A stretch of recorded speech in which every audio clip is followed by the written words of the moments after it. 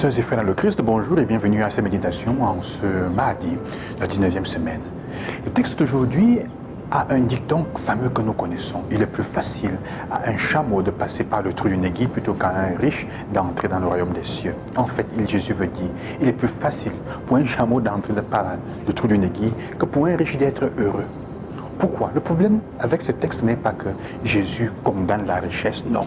Jésus est en fait en train de parler du rapport qu'on a avec les choses. Quand tu t'accroches tellement à certains aspects, à certaines choses, ce n'est pas toujours le matériel, ce n'est pas seulement l'argent, parce qu'on peut être riche de son intelligence, penser d'être plus intelligent que les autres et que ça te donne tout, riche de son argent, oui, riche de sa position sociale, de sa position au travail. On peut être riche du fait que quand je parle, personne n'a le droit de retorquer, j'ai toujours raison. On peut être riche de beaucoup d'autres choses. Et alors on s'accroche à ça, on s'attache à ça, et c'est ça qui un peu nous donne ce que nous sommes. Il dit ceux qui généralement sont accrochés à quelque chose d'autre, construisent leur vie sur les choses et laissent que les choses dirigent leur vie, ne sont pas généralement heureux. Quand tu penses que tu n'as pas besoin des autres, quand tu penses que tu n'as pas besoin de Dieu, que tu n'as pas besoin de l'amour, que tu n'as pas besoin d'une espérance, quand tu penses que tu n'as pas besoin d'amis, alors qu'est-ce qui arrive? Il arrive que tu utilises les autres. Quand tu penses que tu n'as pas besoin d'eux, à la fin, parce que quand même, pour assouvir nos besoins, tu ne peux pas vivre seul, alors ils deviennent pour toi des choses à utiliser. Quand tu penses que tu n'as pas besoin de Dieu, tu deviens ton propre Dieu. Ou tu inventes quelque chose d'autre que tu mets à la place de Dieu, qui gère ta vie. Quand tu penses que tu n'as pas besoin d'amour, les personnes que tu utiliseras, tu les prendras pour assouvir ton plaisir. Ils deviennent des objets pour toi. Et quand tu penses que tu n'as pas besoin d'une espérance plus grande, qu'est-ce qui se fait? Ta vie se limite à l'aujourd'hui. De telle manière que s'il y a des problèmes, ta vie et ton rythme de vie chute, tu vas te tuer. Tu te penses parce qu'il n'y a pas une espérance plus loin.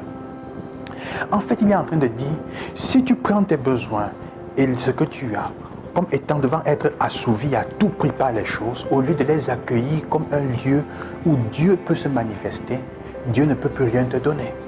Le Seigneur donne l'eau à ceux qui le demandent et non pas à ceux qui semblent déjà être rassasiés, être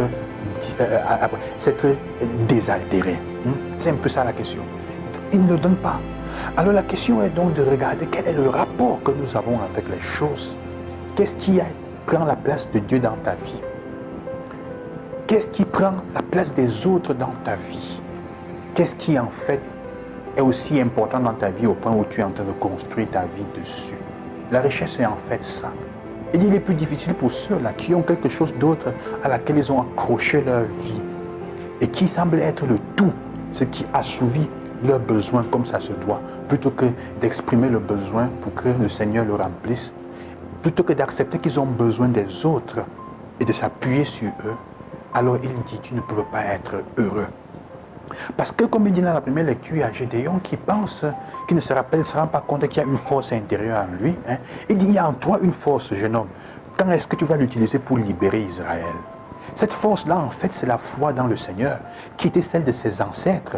Il dit, eux, ils nous ont toujours raconté que le Seigneur est intervenu dans leur vie. Il dit, oui, mais parce qu'ils avaient toujours compté sur lui et ils l'avaient appelé. Le riche ne pense pas qu'il a besoin des autres. Le riche n'a besoin de personne. C'est pour ça que Gédéon n'arrive pas à libérer, à voir qu'il peut libérer Israël, parce qu'il faut qu'il mette sa foi dans le Seigneur. Tant qu'il s'appuiera sur lui-même, il ne pourra pas être heureux.